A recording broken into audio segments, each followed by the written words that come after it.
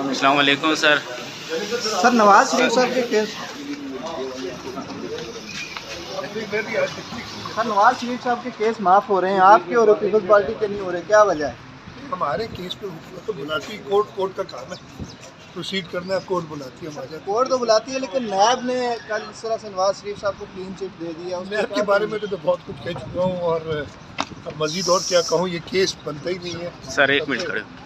मेरे ख्याल में 50 के करीब हियरिंग हो चुकी हैं, इसका सिर्फ खर्चा निकालने सिर्फ पीपल्स पार्टी को। सर आप तीसरी दफा वजीर आला बने हैं, किसानों की कटाई हो रही है आजकल फसलों की, तो क्या रेट निकालने जा रहे हैं आप? हमने गवर्नमेंट प्रोक्योर कर रही है 9 लाख टन गंदम और टोटल हमारी प्रोडक्शन 40 लाख टन से ऊपर है। तो वहाँ ज़रूर थोड़ा बहुत क्राई हो रहा है। केयरटेकर के ज़माने में इन्होंने इंपोर्ट कर ली थी गंदम और वो स्टॉक्स पड़े हुए हैं, उस वजह से प्राइसेस का इशू हो रहा है, लेकिन कोशिश कर रहे हैं कि किसानों को अपनी फसल के पूरे पैसे। सर मरियम नवाज ने रोटी सस्ती की है, आप क्या करने जा रहे हैं?